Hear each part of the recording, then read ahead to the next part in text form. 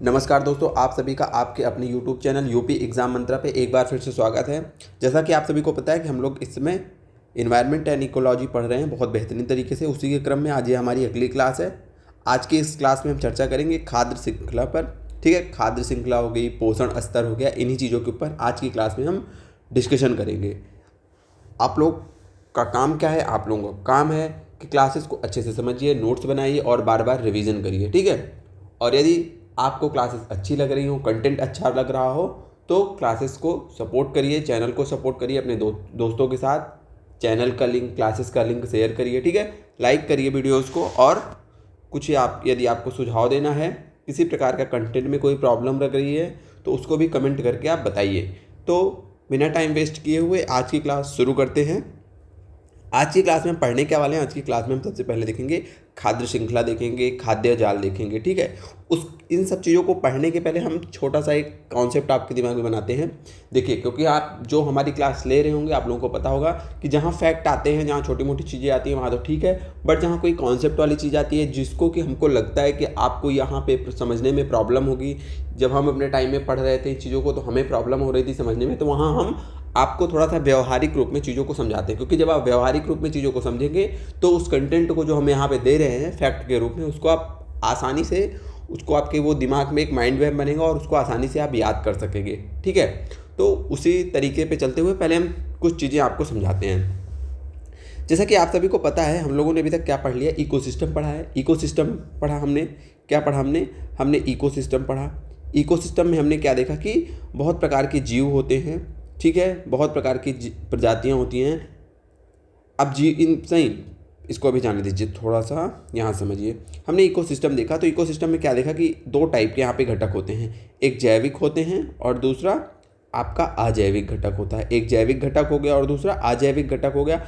अजैविक घटक में जो आपके निर्जीव वस्तुएं हैं उस इन्वायरमेंट की, और जो भौतिक चीज़ें हैं जैसे ताप है, दाब है, ठीक है, वहाँ की जलवायु है, ये सारी चीज़ें अजैविक घटकों में आती हैं। और जो जैविक घटक होते हैं, इसमें जितने भी लिविंग ऑर्गेनिज्म,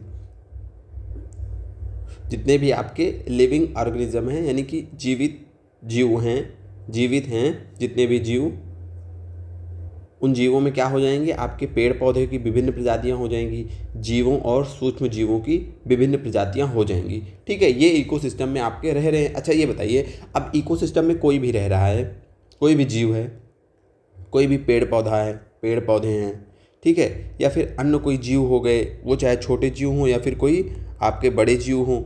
जैसे कि मान लीजिए आपका खरगोश हो गया, आपका चूहा हो गया। ठीक है, अभी चीज़ों को ऐसे समझते चलिए। चूहा हो गया, चूहा के अलावा मान लीजिए आपका हिरण हो गया, हिरण के अलावा आपका मान लीजिए शेर हो गया। ठीक है, ये सब कहाँ रह रहे हैं? ये सब रह रहे हैं आपके इकोसिस्टम में। इतनी चीज़ तो आप सबको पता होगी कि किसी भी जीव को जो यहाँ पे रह रहा है, रहने के लिए किसकी ज़रूरत होती है? भोजन की। बिना भोजन के कोई जीवित नहीं रह सकता। हम आप हों या कोई भी जीव हो, वो बिना भोजन के जीवित नहीं रह सकता। तो भोजन की आवश्यकता क्या होती है? क्योंकि भोजन से ही हमें ऊर्जा की प्राप्ति होती है। किसकी प्राप्ति होती है? भोजन से ही हमें ऊर्जा की प्राप्ति होती है। ठीक है, तो जो भी आपके इकोसिस्टम में जितने भी जीव रह रहे हैं, सबको भोजन की ज़रूरत होगी ना, क्योंकि भोजन से ही हमारी ऊर्जा की ज़रूरतों की पूर्ति होती है। ठीक है, बिना भोजन के कोई नहीं रह सकता है। तो किसको भोजन कहाँ से मिलता है? इसी चीज़ को हम समझते हैं खाद्य श्रृंखला और खाद्य जाल में। खाद्य श्रृंखला और खाद्य जाल में हम इन्हीं चीज़ों को समझते हैं कि कैसे ये जीव, ये जो आपके पेड़ पौधे हैं, आपके सजीव ये उपभोक्ता हैं। पेड़ पौधों को क्या बोला जाता है? हम लास्ट क्लास में देखें कि वे आपके जीव या फिर पादप जो कि अपना भोजन स्वयं बना लेते हैं, उन्हें हम स्वपोषी बोलते हैं, उन्हें उत्पादक बोलते हैं। उन्हें क्या बोला जाता है? उन्हें उत्पादक बोलता है। इन्हें क्या बोला जाता है? इन्हें उत्पादक बोला जाता है। इसको हम देखे हैं। फिर हमने बोला कि बाकी जो हैं उनको सब हम उपभोक्ता श्रेणी में रखते हैं। प्राथमिक उपभोक्ता, द्वितीयक उपभोक्ता और तृतीयक उपभोक्ता में वर्गीकृत करते हैं। इन चीज़ों को हम लास्ट की क्लास में समझ चुके हैं। आगे आज जहाँ पे इनका आएगा हम वहाँ पे समझेंगे इनके बारे में, अगर और कुछ समझना होगा। अभी ये समझिए कि सभी को किस चीज़ की ज़रूरत है? भोजन की ज़रूरत है। और भोजन के लिए ये जो जीव होते हैं वो एक दूसरे पर आश्रित होते हैं, और ये कैसे एक दूसरे से भोजन के लिए जुड़े हुए हैं, इन्हीं चीज़ों को हम कहाँ समझते हैं? तो इन्हीं चीज़ों को हम समझते हैं आपकी खाद्य श्रृंखला और खाद्य जाल में। ठीक है, यहाँ तक की चीज़ें समझ में आई? खाद्य श्रृंखला और खाद्य जाल का बेसिक कॉन्सेप्ट क्या है? ठीक है, व्यवहारिक कॉन्सेप्ट क्या है? समझ गए ना आप लोग? अब हम इन दोनों में अंतर को देखेंगे और देखेंगे कि कैसे, पहले तो ये देखेंगे कि कैसे आश्रित है सारी चीज़ें। देखिए आपके मान लीजिए पेड़ पौधे, एक छोटा सा उदाहरण लीजिए आप, घास है ना, घास क्या है, घास है आपकी, हम बोलेंगे हैं इसको उत्पादक। उत्पादक है, क्यों उत्पादक है, क्योंकि ये भैया सूर्य के प्रकाश की उपस्थिति में प्रकाश संश्लेषण करके अपना भोजन स्वयं बना लेता है। ये भोजन के लिए किसी दूसरे के ऊपर आश्रित नहीं है, और इसी कारण जो उत्पादक होते हैं उनको क्या बोला जाता है, स्वपोषी भी बोला जाता है। ये चीज़ें समझे आप। तो घास क्या है, उत्पादक है, घास ने तो अपना भोजन स्वयं बना लिया। लेकिन बताइए आपका हिरण है, क्या वो अपना भोजन स्वयं बनाता है? क्या आपकी जो खरगोश हैं वो आपका अपना भोजन स्वयं बनाते हैं? या फिर चर्चा करें तो टिड्डा जो होता है, टिड्डा अपना भोजन स्वयं बनाता है? तो आप बोलेंगे नहीं सर, नहीं बनाता है। तो ये क्या करते हैं, हिरण आपका क्या खाता है, घास खा लिया, खरगोश घास खा लिया, टिड्डा घास खा लिया। यानी कि ये जो हिरण है, खरगोश है और टिड्डा है, अपने भोजन के लिए किस पर आश्रित है, अपने भोजन के लिए आश्रित है घास पर। घास यानी कि उत्पादक पर आश्रित है। आश्रित है कि नहीं है? हिरण ने घास खा लिया, खरगोश ने घास खा लिया, आपके टिड्डे ने घास खा लिया। ठीक है। अगर हम इसी प्रकार बात करें, आपका मान लीजिए शेर है, या फिर आपकी लोमड़ी है, या फिर आपका मेंढक है, ठीक है, मेंढक हो गया आपका, तो क्या ये अपना भोजन स्वयं बनाते हैं? शेर, लोमड़ी, मेंढक, हम एक उदाहरण से समझा रहे हैं, ठीक है। शेर, लोमड़ी, मेंढक अपना भोजन स्वयं नहीं बना रहे हैं, ठीक है। या फिर हम आपकी बकरी भी लेते हैं समझाने के लिए। ऐसे सारी जीव एक दूसरे से जुड़े हुए हैं भोजन के लिए, लेकिन यहाँ पे हम कुछ को देखेंगे। जैसे बकरी भी हो गई, बकरी आपका क्या खाती है, घास खाती है, ठीक है। अच्छा, अब हम नीचे आते हैं, शेर, लोमड़ी, मेंढक हो गए। तो क्या शेर जो होता है, ये बताइए, आपका जो शेर होता है ये घास खाता है? नहीं, घास तो नहीं खाता है। तो ये किसको खा रहा है, ये हिरण को खा ले रहा है। जैसे हमने लोमड़ी है, खरगोश को खा ले रही है, आपका शेर क्या होता है, बकरी को खा ले रहा है। तो यानी कि ये लोग भी अपना भोजन स्वयं नहीं बनाते हैं, ये भी किसके ऊपर निर्भर हैं, जो ये जीव हैं इनके ऊपर निर्भर हैं। कल की क्लास में हमने देखा था कि इसको तो हमने क्या बोल दिया, जो आपके स्वपोषी हैं, जो आपके, इनको उत्पादक बोलते हैं, जो अपना भोजन स्वयं बनाते हैं। उसके बाद इन उत्पादकों को जो जीव खाते हैं उन्हें प्राथमिक, उन्हें क्या बोला जाता है, उन्हें बोला जाता है प्राथमिक उपभोक्ता। उन्हें क्या बोला जाता है, प्राथमिक उपभोक्ता। प्राथमिक उपभोक्ता कौन है? तो प्राथमिक उपभोक्ता वो हैं जो आपके स्वपोषी को खा रहे हैं। जो आपके स्वपोषी, यानी कि स्वपोषी का मतलब है कि आपके उत्पादकों को खा करके अपने भोजन की पूर्ति, अपने भोजन या फिर ऊर्जा की आवश्यकताओं को पूर्ति कर रहे हैं। भोजन, पोषण और ऊर्जा की आवश्यकताओं की पूर्ति कर रहे हैं। किसको खा करके? तो स्वपोषी या फिर उत्पादकों को खा करके। इन्हें प्राथमिक बोला जाता है। फिर हम देखते हैं कुछ ऐसे जीव आते हैं जो इन प्राथमिक उपभोक्ताओं को, अच्छा, ये प्राथमिक उपभोक्ता क्या खाते हैं? अधिकांशतः ये पेड़ पौधों को खाते हैं, क्योंकि जो पेड़ पौधे हैं वही तो स्वपोषी होते हैं। तो इनको क्या बोला जाता है? इनको शाकाहारी भी बोला जाता है। इनको शाकाहारी भी बोला जाता है। इन चीज़ों को हमने देखा। फिर जो शाकाहारी होते हैं, शाकाहारी हो गए, इनको कुछ जीव जो होते हैं इनको खा लेते हैं, उनको क्या बोला जाता है? द्वितीयक उपभोक्ता। द्वितीयक उपभोक्ता, द्वितीयक उपभोक्ता किसको बोला जाता है? वे जीव जो कि प्राथमिक उपभोक्ताओं को खाते हैं। ये किसको खा करके अपने भोजन की पूर्ति करते हैं? प्राथमिक उपभोक्ताओं को खा करके अपने भोजन की आवश्यकताओं की, अपनी ऊर्जा की आवश्यकताओं की, या फिर अपने पोषण की आवश्यकताओं की पूर्ति कर लेते हैं। कैसे पूर्ति करते हैं? तो प्राथमिक उपभोक्ताओं को खा करके। प्राथमिक उपभोक्ता कौन है? जो शाकाहारी हैं। तो जो शाकाहारी जीवों को खा ले रहा है वो द्वितीयक उपभोक्ता होता है। जो शाकाहारी जीवों को खा ले रहा है वो द्वितीयक उपभोक्ता होता है। उसके बाद आपके आते हैं तृतीयक उपभोक्ता। तृतीयक उपभोक्ता, तो तृतीयक उपभोक्ता कौन होते हैं? तृतीयक उपभोक्ता होते हैं आपके वो जो कि आपके द्वितीयक उपभोक्ताओं को खा ले रहे हैं या फिर आपके प्राथमिक उपभोक्ताओं को खा ले रहे हैं। ठीक है, ये होते हैं आपके तृतीयक उपभोक्ता। तो हम देखते हैं कि ये सब एक दूसरे पर आश्रित है ना, ये सब एक दूसरे पर आश्रित हैं भोजन के लिए ना। यानी कि जो उत्पादक हैं, उत्पादक के ऊपर कौन आश्रित है? प्राथमिक उपभोक्ता आश्रित है। यानी कि घास के ऊपर कौन आश्रित है? बकरी हो गई, हिरण हो गई, खरगोश हो गए, टिड्डे हो गए, ये सब घास खा के अपनी पोषण और ऊर्जा की आवश्यकताओं की पूर्ति कर रहे हैं।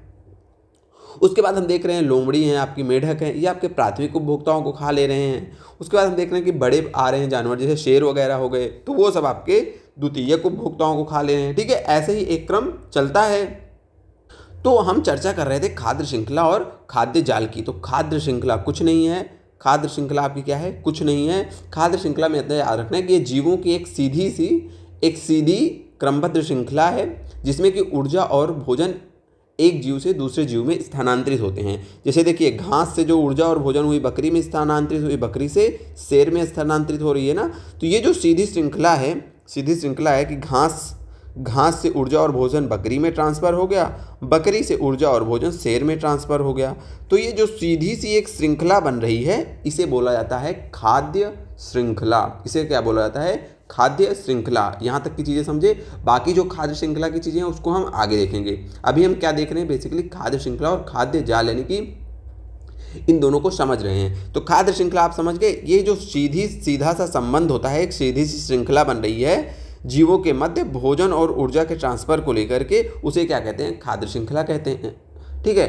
अब खाद्य जाल क्या होता है? खाद्य जाल होता है जैसे कि जब कई सारी जो खाद्य श्रृंखलाएं होती हैं ना, जब वो आपस में जुड़ जाएंगी तो एक जटिल भोजन का संबंध बनाती हैं, जिसे क्या कहते हैं? जिसे खाद्य जाल कहते हैं। समझे आप लोग? नहीं समझे? देखिए, ये खाद्य श्रृंखला हो गई, ये तो खाद्य श्रृंखला हो गई, लेकिन ये जो है ना, इसको हम खाद्य जाल बोलते हैं। खाद्य जाल में मतलब देखिए, जाल के जैसे, यानी कि जो एक दूसरे से सीधे सीधे, ये तो अगर हम एक को उठा के देखेंगे तो इसको खाद्य श्रृंखला बोलेंगे, अगर इसमें से।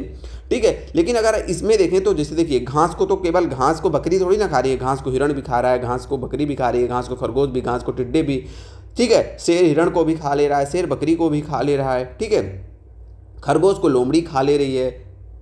ठीक है। या फिर आपके टिड्डे को मेंढक खा ले रहा है। ठीक है। शेर लोमड़ी को भी खा ले रहा है। तो देखिए, ऐसे चीज़ें जुड़ी हुई हैं, तो इसको क्या बोलते हैं? इसको जो ये पूरा है, इसको खाद्य जाल बोलते हैं। और जब इसमें से किसी एक को देखेंगे, एक क्रम को देखेंगे, तो वो खाद्य श्रृंखला होती है। यानी कि खाद्य जाल में जब एक कड़ी को उठा के देखेंगे तो उसे खाद्य श्रृंखला बोलते हैं, केवल एक कड़ी को जब देखेंगे। और जब पूरे समुदाय के सिस्टम को देखेंगे तो उसको खाद्य जाल बोलते हैं। जैसे ये पूरा समुदाय रह रहा है, यहाँ कैसे सब एक दूसरे के लिए भोजन पे आश्रित हैं, जब उन जुड़ावों को देखेंगे, उन कनेक्शंस को देखेंगे तो इसको खाद्य जाल बोलेंगे। और जब इसमें से किसी एक को उठा लेंगे, किसी एक कड़ी को, कि केवल घास बकरी और शेर एक कड़ी को देखेंगे तो उसको खाद्य जाल बोलते हैं। ये चीज़ें आप लोग देख चुके हैं और समझ चुके हैं। ठीक है। अब हम चलते हैं अपने कंटेंट के ऊपर। यहाँ तक की चीज़ें समझ में आई? आशा करते हैं समझ में आ चुकी होगी। समझ में नहीं आई है तो क्लास फिर से पीछे करिए और फिर से देख लीजिए, जिनको नहीं समझ में आई है। ठीक है। अब यहाँ पे कुछ चीज़ें आपको और याद रखना है कि जैसे जो आपके क्वेश्चन में आता है, क्वेश्चन में पूछेगा कि क्या जो खाद्य श्रृंखला होती है उसमें ऊर्जा और भोजन का प्रवाह एक दिशा में होता है या फिर बहुत सारी दिशाओं में होता है? तो याद रखना है, सारी चीज़ें आगे लिखी हैं, यहाँ पे समझ रहे हैं कि खाद्य जो श्रृंखला है इसमें देखिए एक दिशा में भोजन का प्रवाह हो रहा है, भोजन कैसे जा रहा है, जो प्रवाह हो रहा है भोजन और ऊर्जा का, वो एक दिशा में हो रहा है। खाद्य श्रृंखला में अगर हम देखते हैं तो हमें लगता है कि एक दिशा में हो रहा है, जैसे घास से बकरी में गया, बकरी से शेर में गया। लेकिन जो खाद्य जाल होता है उनमें बहुत सारी दिशाओं में होता है। जैसे देखिए, घास से बकरी में भी जा रहा है, घास से हिरण में भी जा रहा है, घास से खरगोश में भी जा रहा है, घास से टिड्डे में भी जा रहा है, हिरण से शेर में जा रहा है प्रवाह ऊर्जा का, बकरी से शेर में आ रहा है। ठीक है। तो याद रखना है कि खाद्य श्रृंखला में एक दिशीय होता है और खाद्य जाल में बहुदिशीय होता है। ये चीज़ें हम आशा करते हैं आप लोग समझ चुके होंगे। बेसिक अंडरस्टैंडिंग आप लोगों की बन चुकी होगी, खाद्य श्रृंखला क्या है, खाद्य जाल क्या है। अब हम क्लास में बढ़ते हैं आगे की ओर। ठीक है। अब खाद्य श्रृंखला की हम डेफिनेशन देखेंगे। तो यार क्या लिखा है यहाँ पे देखिए, किसी पारिस्थितिकी तंत्र के संचालन हेतु ऊर्जा की आवश्यकता होती है। जीवों में यह ऊर्जा खाद्य पदार्थों के ऑक्सीकरण से प्राप्त होती है। यहाँ तक की चीज़ें आप लोग समझे। ये चीज़ें हमने आपको अच्छे से समझा दी है। क्या समझा दी है? कि पारिस्थितिकी तंत्र में संचालन हेतु उसकी ऊर्जा की आवश्यकता होती है, और ऊर्जा कहाँ से मिलती है? भोजन से मिलती है। ठीक है। अब जीवों में यह ऊर्जा खाद्य पदार्थों के ऑक्सीकरण से प्राप्त होती है। ये कह रहा है कि जीवों में जो ये ऊर्जा होती है, आपने भोजन ग्रहण किया, अब भोजन का ऑक्सीकरण होता है, उसके बाद हमें क्या मिलती है? एनर्जी मिलती है। अब यहाँ पे कुछ लोगों को नहीं समझ में आई होगी ये लाइन, तो हम समझाते हैं आपको। देखिए, अब इतना ज़्यादा तो नहीं समझाएंगे क्योंकि ये चीज़ें जो है आप पढ़े होंगे, तो इतना समझ लीजिए। अगर आपसे पूछे ऑक्सीकरण कहीं आए तो ऑक्सीकरण का क्या मतलब होता है आपको पता है? ऑक्सीकरण का इतना ही मतलब होता है कि जब किसी, एकदम सरलता से याद रखिए, ऑक्सीजन का जुड़ना, जब किसी जगह ऑक्सीजन आके किसी रासायनिक अभिक्रिया में ऑक्सीजन जुड़ता है, ऑक्सीजन जुड़ रहा है उसमें, या फिर हम कहें कि हाइड्रोजन जो है, हाइड्रोजन आपका घट रहा है, हाइड्रोजन घट रहा है उसमें से, उस रासायनिक अभिक्रिया में हाइड्रोजन अगर निकल जा रहा है या फिर ऑक्सीजन जुड़ रहा है तो उस प्रक्रिया को कहते हैं ऑक्सीकरण प्रक्रिया। उसे क्या कहते हैं? ऑक्सीकरण प्रक्रिया। तो यहाँ पे ऑक्सीकरण प्रक्रिया का क्या तात्पर्य है? तो देखिए, खाना जो होता है, मान लीजिए वो आपका जनरली ग्लूकोज होता है, आपने जो भी आप खाना खाते हैं वो पच करके वो ग्लूकोज में कन्वर्ट हो जाता है। तो ग्लूकोज जो होता है, ग्लूकोज में जब ऑक्सीजन आके जुड़ रहा है, देखिए ऑक्सीजन जुड़ा ना, तो जब ग्लूकोज में ऑक्सीजन जुड़ता है तो उसके बाद क्या होता है? आपका कार्बन डाइऑक्साइड प्लस पानी बनता है, ठीक है, H2O और प्लस ऊर्जा, यही प्रक्रिया होती है शरीर में। जब आप खाना खाएं तो वो पच गया, पच के जा करके जो उसमें ग्लूकोज के रूप में संचित हो गया, फिर आप जब सांस लेते हैं तो सांस के माध्यम से ऑक्सीजन जाती है ग्लूकोज के साथ, अभिक्रिया करती है और CO2 कार्बन डाइऑक्साइड बनता है, जल बनता है और ऊर्जा बनती है। तो यही यहाँ पे लिखा गया है कि जीवों में यह ऊर्जा खाद्य पदार्थों के ऑक्सीकरण से प्राप्त होती है। जीवों में यह ऊर्जा खाद्य, जब आप खाना खाए तो उसी से ग्लूकोज मिला, तो इनका जब ऑक्सीकरण हो रहा है यानी कि ऑक्सीजन जुड़ रहा है तो आपको क्या मिल रही है, ऊर्जा मिल रही है। समझ गए आप? भोजन जरूरत है क्योंकि भोजन से हमें ऊर्जा मिलती है, हमने पहले ही समझा दिया। अब यहाँ पे हमें देखना क्या है, देखना है हमें परिभाषा किसकी, खाद्य श्रृंखला की। तो खाद्य श्रृंखला विभिन्न प्रकार के जीवधारियों का एक ऐसा क्रम है जिसमें किसी पारिस्थितिकी तंत्र में ऊर्जा का प्रवाह होता है। महत्वपूर्ण नियम क्या है कि ऊर्जा का प्रवाह सदैव एक दिशीय होता है। तो खाद्य श्रृंखला क्या है, विभिन्न प्रकार की जीवधारियों का एक ऐसा क्रम है जिसमें किसी पारिस्थितिकी तंत्र में ऊर्जा प्राप्त होती है। हमने बताया ना, ऊर्जा या फिर भोजन भी यहाँ पे ऐड कर सकते हैं। बेसिकली चीज़ें वही हैं, भोजन का उद्देश्य क्या है, ऊर्जा है और अपने पोषण आवश्यकताओं की पूर्ति करना है। तो हमने बताया ना कि खाद्य श्रृंखला क्या है, कि जैसे आपका ये क्या है, आपका पारिस्थितिकी तंत्र है, तो इसमें जब हम किसी एक को लेते हैं, एक श्रृंखला को लिखते हैं, कैसे ट्रांसफर हो रहा है भोजन और ऊर्जा का, तो वो आपकी क्या कहलाती है, खाद्य श्रृंखला कहलाती है। और ये ऊर्जा का प्रभाव इसमें एक दिशीय होता है, यहाँ आप लोग समझ चुके होंगे। उसके बाद उत्पादकों की हमने चर्चा की, लास्ट क्लास में भी की थी, आज हमने भी की। तो हरे पौधे क्या होते हैं, उत्पादक कहलाते हैं। ये प्रकाश संश्लेषण के माध्यम से अपना आहार स्वयं निर्मित करते हैं, इन्हें हम स्वपोषी कहते हैं। इन चीज़ों को हम पढ़ चुके हैं, समझ भी चुके हैं, लेकिन फिर से यहाँ पे बात आई तो समझा दे रहे हैं। फाइटोप्लैंक्टन्स की चर्चा हमने कल की क्लास में, परसों की क्लास में किया था। प्लैंक्टन्स क्या होते हैं, जो समुद्र में स्वपोषी होते हैं, वो प्लैंक्टन्स होते हैं। ये कहाँ पाए जाते हैं, ये विजुअल एरिया में पाए जाते हैं। 200 मीटर वाला एरिया होता है, वहाँ तक ये पाए जाते हैं, ठीक है। उसमें हमने बताया था दो होते हैं, फाइटोप्लैंक्टन्स और जूप्लैंक्टन। जूप्लैंक्टन मतलब जो जीव और फाइटो मतलब जो पेड़ पौधे हैं। तो समुद्री खाद्य श्रृंखला में जो फाइटोप्लैंक्टन्स होते हैं ये मुख्य प्राथमिक उत्पादक होते हैं। ये लाइन आपको याद रखनी है। क्वेश्चन आपसे पूछेगा कि समुद्री खाद्य श्रृंखला में मुख्य प्राथमिक उत्पादक कौन होते हैं, तो आपको आंसर क्या लगाना है, फाइटोप्लैंक्टन्स। ये स्टार मान लीजिए। अब दूसरी चीज़ भी आपको याद रखना है, आपसे पूछा जाए कि पृथ्वी के वायुमंडल में अधिकतर ऑक्सीजन किनके द्वारा उत्पादित की जाती है, तो इन्हीं फाइटोप्लैंक्टन्स के द्वारा पृथ्वी के वायुमंडल में सबसे ज़्यादा मात्रा में ऑक्सीजन का उत्पादन किया जाता है। ये चीज़ें भी आपको याद रखना है, ठीक है। अब हम यहाँ पे देखते हैं, ये भी PYQ से आए हुए हैं कि विभिन्न पारिस्थितिकी तंत्र के प्राथमिक उत्पादक। जैसे आपसे पूछा जाए कि जो गहरे जलीय स्रोत हैं वहाँ के प्राथमिक उत्पादक कौन है, तो फाइटोप्लैंक्टन जिन्हें पादप प्लवक बोला जाता है। छिछले पानी में आपसे पूछा जाए कि यहाँ के प्राथमिक उत्पादक कौन है इस इकोसिस्टम के, तो जड़ युक्त पौधे हैं। घास स्थल जो होता है, ग्रास लैंड होता है, वहाँ का आपसे पूछा जाए कि यहाँ का प्राथमिक उत्पादक कौन है, तो विभिन्न प्रकार की घासें और जंगलीय शाकीय पौधे, जो छोटे छोटे पौधे होते हैं। प्राथमिक उत्पादकों की बात हो रही है। कई सारे इकोसिस्टम्स हैं, इधर इकोसिस्टम्स का नाम लिखा हुआ है, इधर प्राथमिक उत्पादक का नाम लिखा हुआ है। आपको याद क्यों रखना है, क्योंकि क्वेश्चन आता है, पूछ लेगा कि गहरे जलीय स्रोत के प्राथमिक उत्पादक कौन है, घास स्थल के प्राथमिक उत्पादक कौन है, या फिर फसल भूमि के प्राथमिक उत्पादक कौन है। तो यह फसल भूमि के प्राथमिक उत्पादक आपके जो फसल के पौधे होते हैं वही होते हैं। ये चीज़ें आप लोग समझ गए। बढ़िया से नोट्स बनाते चलिए। हमने बेहतरीन तरीके से आपको नोट्स भी प्रोवाइड कर रहे हैं, कंटेंट भी प्रोवाइड करवा रहे हैं और अपना जो 100% देके आपको समझाने की भी कोशिश कर रहे हैं, ठीक है। बस आप लोग सपोर्ट बनाइए और बढ़िया मस्त पढ़ते चलिए, एंजॉय करते चलिए।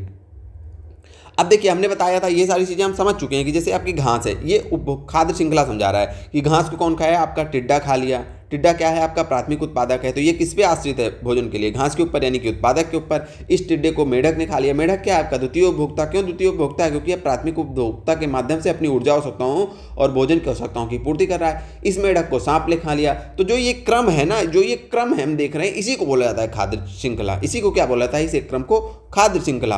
और जब इसमें कई सारी खाद्य श्रृंखलाएं आके जुड़ जाएंगी, जैसे अब घास को तो यहाँ टिड्डा खा लिया है, यहाँ घास पे हिरण खा लेगा और हिरण को शेर खा लेगा। तो जब ऐसे कई सारी श्रृंखलाएं साथ में चलती हैं तो उसे खाद्य जाल बोलते हैं, उसे खाद्य जाल बोलते हैं। और जब उस जाल की केवल एक श्रृंखला की चर्चा करते हैं तो उसे क्या कहते हैं, उसे हम कहते हैं खाद्य श्रृंखला। जैसे दूसरी देखिए, घास है, घास को बकरी खाई, बकरी को खा लिया मनुष्य। अच्छा, मनुष्य के बारे में याद कर लें। मनुष्य सर्वाहारी उपभोक्ता है। क्या है, सर्वाहारी उपभोक्ता है। मनुष्य को हम कभी कभी प्राथमिक उपभोक्ता की श्रेणी में रखते हैं, प्राथमिक उपभोक्ता की श्रेणी में भी इसको रखा जाता है, इसको द्वितीयक उपभोक्ता की भी श्रेणी में रखा जाता है।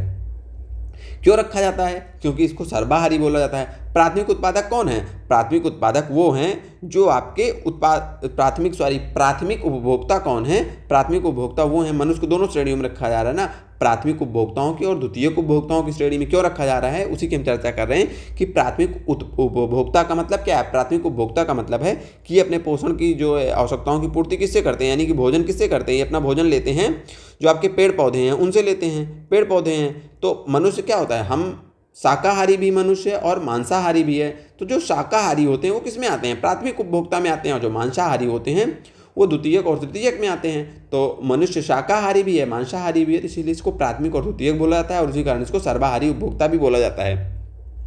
ठीक है, चलिए आगे चलते हैं, उपभोक्ताओं के बारे में चर्चा करते हैं। इन सब चीज़ों को पढ़ लिए हैं, वो तो आज की क्लास में सब फिर से आ रहे हैं, तो हम आपका फिर से रिवीजन करवा दे रहे हैं। ठीक है, देखिए यहाँ की चीज़ों को समझिए। जानवर, मनुष्य आदि जो भोजन के लिए दूसरों पर निर्भर होते हैं वो कौन कहलाते हैं, वो कहलाते हैं आपके उपभोक्ता।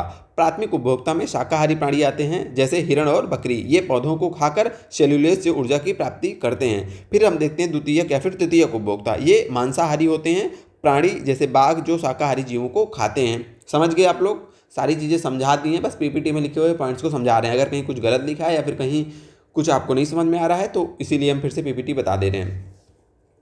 अब यहाँ पे ये आपको याद रखना है, ये इंपॉर्टेंट है, चींटी के बारे में आप याद रखना है। जैसे हमने मनुष्य को देखा कि ये प्राथमिक में भी आता है, द्वितीयक प्राथमिक उपभोक्ता में भी आता है, द्वितीयक उपभोक्ता में आता है, यानी कि शाकाहारी भी है मांसाहारी। उसी प्रकार चींटी के बारे में एक फैक्ट है कि चींटी अपघटक और प्राथमिक उपभोक्ता दोनों की श्रेणियों में आती है। ये चीज़ें आपको याद रखना है, चींटी अपघटक श्रेणी में भी आती है।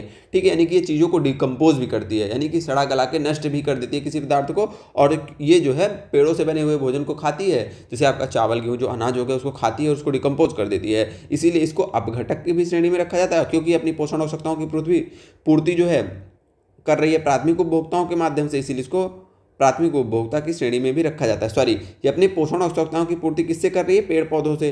ठीक है, यानी कि उत्पादकों से कर रही, इसीलिए इसको प्राथमिक उपभोक्ता भी बोला जाता है। तो चींटी के बारे में ये दोनों याद रखना कि इसको अपघटक भी बोलते हैं और प्राथमिक उपभोक्ता भी बोलते हैं।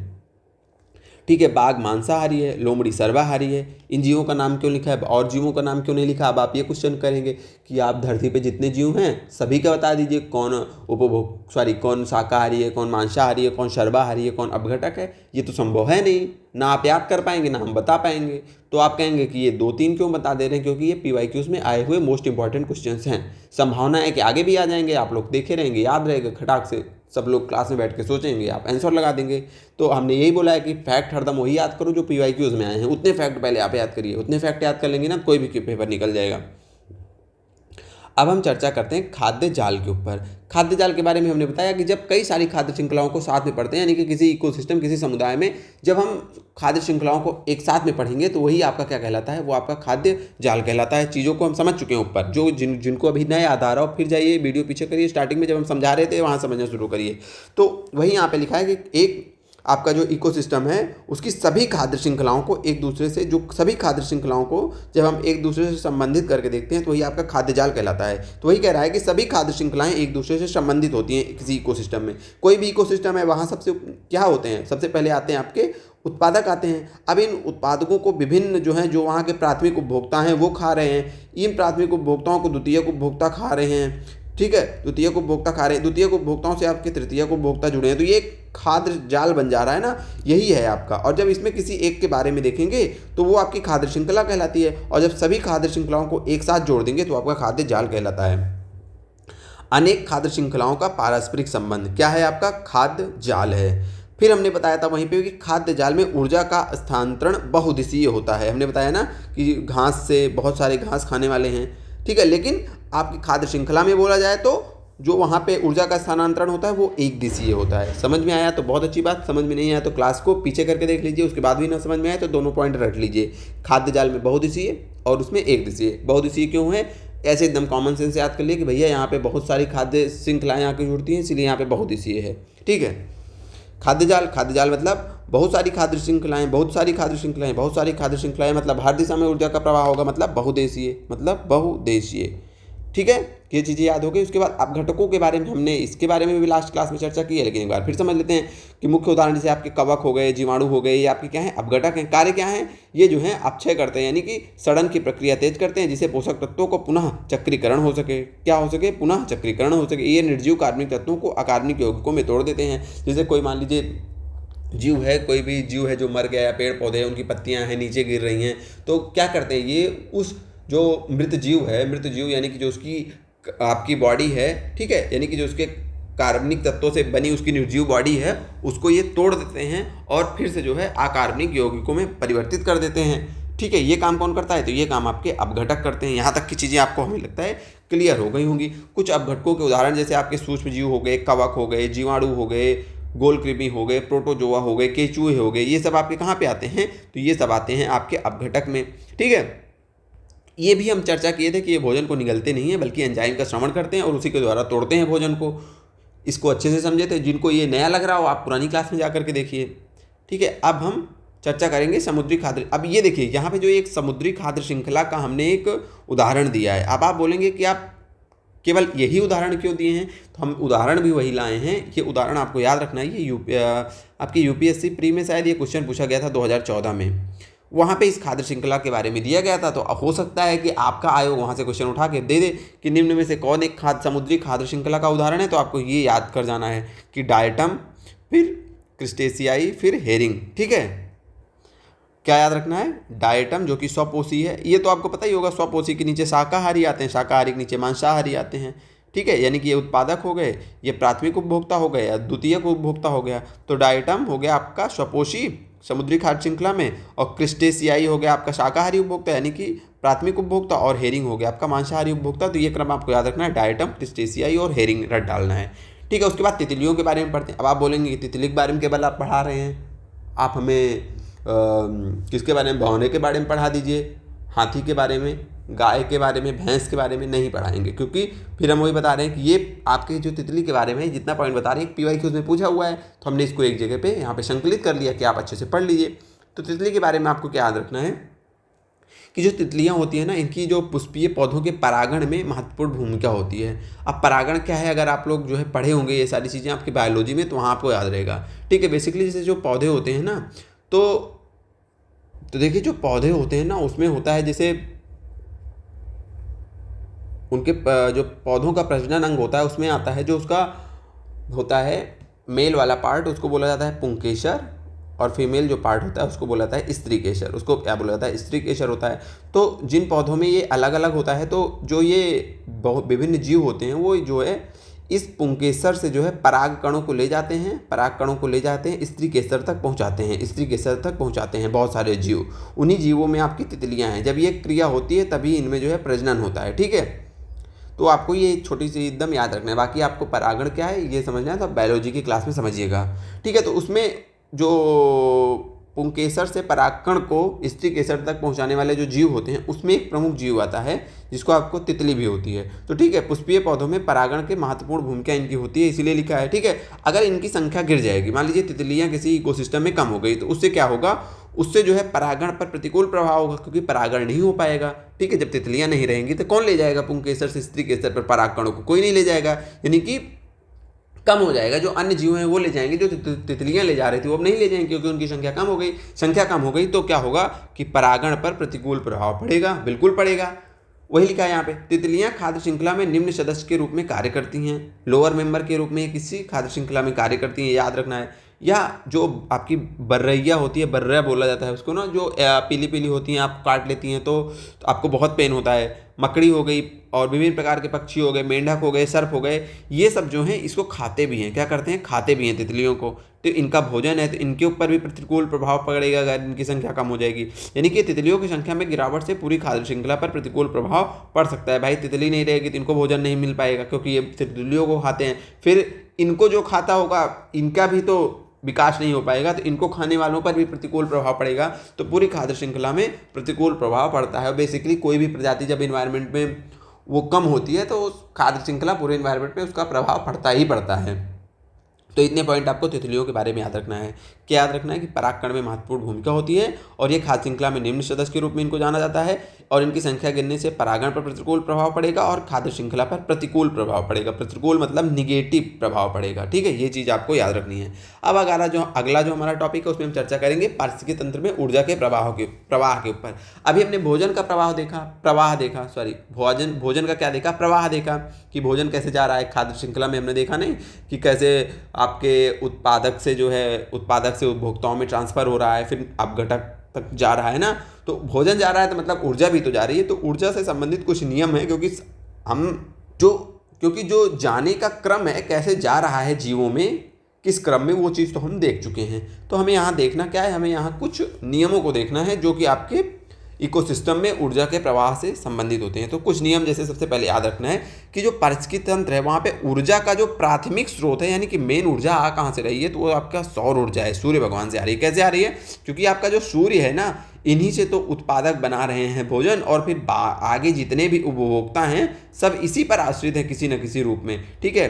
क्योंकि जो शाकाहारी हैं वो इसको खा ले रहे हैं, बाकी जो जीव हैं वो मांसाहारी जीव हैं, शाकाहारी जीवों को खा ले रहे हैं। जो मेन ऊर्जा आ रही है वो कहाँ से आ रही है, वो आपके सूर्य से आ रही है। तो आपको याद रखना है कि इकोसिस्टम में, पारिस्थितिकी निकाय में ऊर्जा का जो प्राथमिक स्रोत है वो आपका सूर्य है। पॉइंट में सारी चीज़ें लिखी हुई हैं, बस आपको क्लास देखना है और नोट्स बनाना है। ना बनाना हो तो इसको भी हम प्रोवाइड करवा देंगे, ये आराम से आप अपना नोट्स बना लीजिए इसको देख करके, सारी चीज़ें इसमें लिखी हुई हैं पीपीटी में।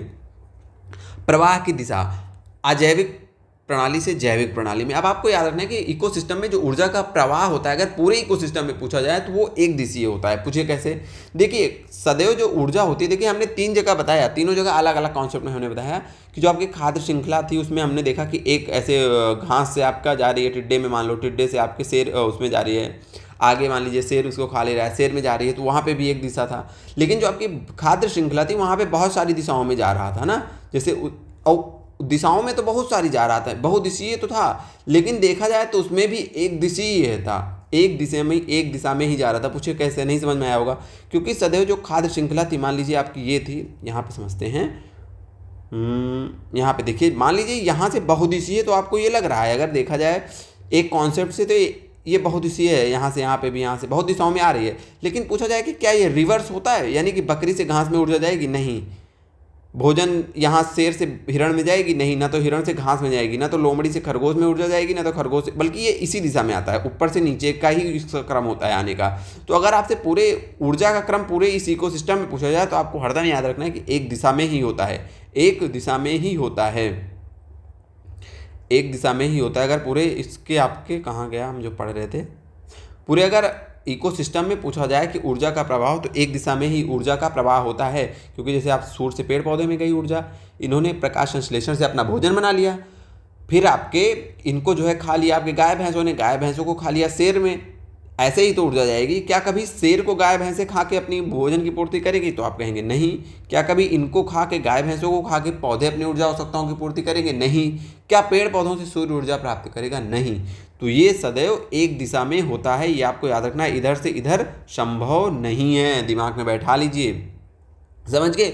उसके बाद ऊर्जा का कुछ नियम होते हैं ऊष्मागतिकी के, उसको आपको याद रखना है कि पहला नियम ये है, ऊर्जा को न तो उत्सृजन किया जा सकता है न उसे नष्ट किया जा सकता है, यह केवल एक स्वरूप से दूसरे स्वरूप में परिवर्तित होती है। ये तो आप लोग पढ़े होंगे ना, गीता में भी श्लोक है इसके ऊपर कि ऊर्जा को, क्या यहाँ पे ऊर्जा का सृजन नहीं हो रहा है, ऊर्जा का ट्रांसफर होता है, बस यहाँ से यहाँ ट्रांसफर होता है, यहाँ से यहाँ ट्रांसफर, यहाँ से यहाँ ट्रांसफर, ऊर्जा के रूपों में परिवर्तन होता है, ठीक है। ऊर्जा न तो कम हो रही है न तो ज़्यादा हो रही है, केवल रूप परिवर्तित हो जा रहा है, नई ऊर्जा नहीं बनाई जा सकती, न तो ऊर्जा को नष्ट किया जा सकता है। जैसे यहाँ से ऊर्जा आई, इन्होंने अपना खाना पीना ग्रहण किया, श्वसन लिया, कुछ जो कार्य कर रहे हैं उसमें ऊर्जा नष्ट हो गई, तो यानी कि उस ऊर्जा जो है वो मान लीजिए कुछ ऊर्जा ऊष्मीय ऊर्जा में बदल गई, कुछ ऊर्जा स्थितिज ऊर्जा में बदल गई, कुछ ऊर्जा गतिज ऊर्जा में बदल गई। फिर जैसे इनमें मान लीजिए 100 यूनिट ऊर्जा की ली, ठीक है, तो ये लोग जो है ना, ये पेड़ पौधे 90 यूनिट अपने ऊर्जा की खर्चा कर देंगे, और इनको जो खाएगा ना वो इनकी 10 यूनिट ऊर्जा पा जाएगा, ठीक है, 10 यूनिट ऊर्जा पा जाएगा। ये लोग भी जो 10 यूनिट ऊर्जा पाए ना, इसमें से ये लोग भी अपनी 9 यूनिट ऊर्जा खर्च कर देते हैं अपने काम में, जैसे स्थितिज ऊर्जा, गतिज ऊर्जा चल रहे हैं वहाँ पे भी ऊर्जा लग रही है, ऊष्मीय ऊर्जा में परिवर्तन हो जा रहा है, श्वसन ले रहे हैं, जो काम कर रहे हैं उसमें ऊर्जा एक दूसरे रूप में परिवर्तित हो जा रही है। जो 10% इनकी ऊर्जा बचती है, 10 इनके पास आई, 10 में इन्होंने 9 खर्चा कर दिया, 9 के बाद जो एक बची वो आगे ट्रांसफर हो जाती है। इन चीज़ों को हम आगे समझेंगे भैया। हाँ, इतना समझना है कि ऊर्जा का न तो सृजन होता है और न ही उसे नष्ट किया जा सकता है, केवल इसके रूपों को बदला जाता है, एक रूप से दूसरे रूप में बदलती है। अगला नियम जो है कि जब ऊर्जा एक रूप से दूसरे रूप में परिवर्तित होती है तो उसका कुछ ह्रास होता है। क्या होता है? ह्रास होता है। जैसे मान लीजिए आपकी विद्युत ऊर्जा से आपका गतिज ऊर्जा में परिवर्तन हो रहा है, विद्युत ऊर्जा आ रही है और फैन जो है चल रहा है, गतिज ऊर्जा में परिवर्तित हो जा रही है। क्या जितनी एनर्जी विद्युत ऊर्जा आ रही है 100% गतिज ऊर्जा में परिवर्तित हो रही है? आप कहेंगे नहीं। क्या हो रहा है? उसका कुछ भाग जैसे आपका हराश हो जा रहा है। हराश का मतलब है कि जो जिस रूप में आप कन्वर्ट करना चाह रहे हैं उस रूप में कन्वर्ट ना होकर किसी और रूप में कन्वर्ट हो जा रही है। जैसे आपने विद्युत ऊर्जा को गतिज ऊर्जा में बदलने के लिए फैन लगाया है, लेकिन क्या 100% विद्युत ऊर्जा फैन के माध्यम से गतिज ऊर्जा में बदल जा रही है? तो आप कहेंगे नहीं, क्योंकि कुछ परसेंट जो है उसका, जैसे आप फैन को छुएंगे ना तो वो गर्म हो जाता है, हीट में परिवर्तित हो जा रहा है, तो उस समय आप हीट में परिवर्तन नहीं चाह रहे हैं, लेकिन वो हो जाता है। यानी कि जिस रूप में आप परिवर्तन चाह रहे हैं उस रूप में ना होकर किसी अन्य रूप में परिवर्तन हो जाना, वो क्या, वो लॉस की श्रेणी में आ जाता है, क्योंकि उतना लॉस हो गया। तो याद रखना है कि जब भी ऊर्जा एक दूसरे रूप में परिवर्तित होगी तो हरदम लॉस होगा। ठीक है, आगे लिखा है हर पोषण स्तर पर ऊर्जा उपलब्धता, हर पोषण स्तर पर उपलब्ध ऊर्जा की मात्रा घटती जाती है। आपको ये याद रखना है। जैसे देखिए हमने बताया ना अभी कि अगर इनके पास पहला पोषण स्तर का मतलब होता है कि जो आपके जीव हैं, जैसे आपके मान लीजिए पोषण स्तर का क्या मतलब है? पोषण स्तर का मतलब है कि जहाँ से जीव अपने पोषण आवश्यकता, किस स्तर पर जीव अपने पोषण आवश्यकताओं की पूर्ति कर रहा है। पोषण स्तर मतलब किस स्तर पर जीव अपनी पोषण आवश्यकताओं की पूर्ति कर रहा है, किस स्तर से जीव अपनी पोषण आवश्यकताओं की पूर्ति कर रहा है। ठीक है, जीव पोषण आवश्यकता की पूर्ति कर रहा है, वो कहलाता है पोषण स्तर। जैसे देखिए सबसे पहला पोषण स्तर आता है आपका उत्पादकों का जो जीव हैं, जो आपके पेड़ पौधे हैं, जो अपना स्वपोषी जिनको हम कहते हैं, जो अपना भोजन स्वयं बना ले रहे हैं, ये आपका प्रकाश संश्लेषण करके खुद बना ले रहे हैं। फिर उसके बाद प्राथमिक उपभोक्ता आते हैं, ये इनके ऊपर आश्रित हैं। ठीक है, उसके बाद आपके द्वितीयक उपभोक्ता आते हैं, ये अपने पोषण के लिए इनके ऊपर आश्रित हैं। फिर आपके तृतीयक उपभोक्ता आते हैं, ये अपने भोजन के लिए इन दोनों के ऊपर आश्रित हैं। तो वही कह रहा है, ये होता है आपका पोषण स्तर। ठीक है, ये इनका, ये इस पोषण स्तर, दूसरा पोषण स्तर, तीसरा पोषण स्तर, ये हो गया आपका पोषण स्तर। तो कह रहा है कि हर पोषण स्तर पर उपलब्ध ऊर्जा की मात्रा घटती जाती है। समझना ये कैसे घट जा रही है। चलिए आइए समझाते हैं हम आपको बेहतरीन तरीके से। देखिए जो आपके पेड़ पौधे हैं, इन्होंने मान लो 100 यूनिट ऊर्जा ली, किससे? सूर्य भगवान से ले ली ऊर्जा। आप कहेंगे हाँ बिल्कुल ले ली।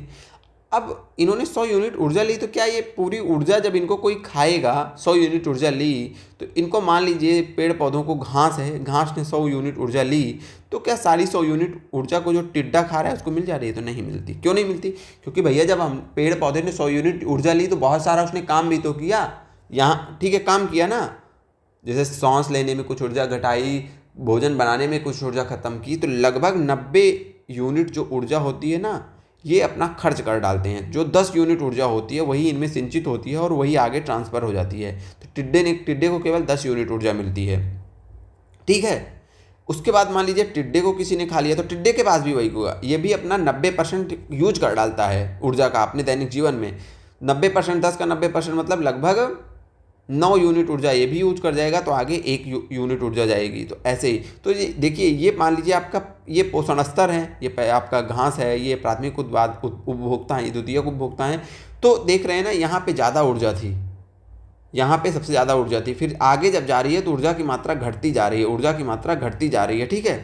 यानी कि अगर इसको हम ऐसे देखें तो यहाँ पे अगर आपके उत्पादक हैं तो इनके पास सबसे ज़्यादा ऊर्जा होगी, 100 यूनिट ऊर्जा आ रही है इनके पास, मान लीजिए उदाहरण हम समझा रहे हैं। उसके बाद जो होंगे उसके पास जो ये जो प्राथमिक उपभोक्ता होंगे, जो आपके टिड्डा है, आपका जो घास को खा रहा है, उसको 10 यूनिट ही मिल रही है ना, उसके आगे हम देख रहे हैं 1 यूनिट ही मिल रही है। तो वही कह रहे हैं कि हर पोषण स्तर पर उपलब्ध ऊर्जा की मात्रा घटती जाती है। यानी कि जैसे जाएंगे हम तो ऊर्जा की मात्रा घटती जाती है। घास के बाद जो घास को खाएगा उसके पास कम मात्रा होगी, फिर जो उनको खाएगा ऊर्जा की मात्रा कम होती चली जाती है। इसी को हम बोलते हैं, ये जो हम आपको नियम बता नहीं रहे हैं कि 90% कोई भी पोषण स्तर में जो जीव होता है 90% अपने लिए यूज करता है, 10% आगे ट्रांसफर होता है। इस नियम को एक वैज्ञानिक थे जिन्होंने दिया था, जिनका नाम क्या था? जिनका नाम था लिंडमैन। तो उन्होंने इस 10% का नियम बोला था कि जो आगे आने वाला पोषण स्तर है उसमें केवल 10% ऊर्जा जाती है, 90% जो उस पोषण स्तर में जीव है वो 90% अपनी ऊर्जा यूज कर लेता है। तो इसे लिंडमैन का 10% ऊर्जा का नियम बोला था। इसको याद रखिएगा, ये आपका भी लास्ट ईयर जो आरओ की परीक्षा हुई है कि पीसीएस प्री की, उसमें ये क्वेश्चन आया हुआ है। ठीक है, किसने 10% ऊर्जा का नियम दिया था? तो लिंडमैन ने दिया था। कंटेंट आपको बहुत बेहतरीन दिया जा रहा है।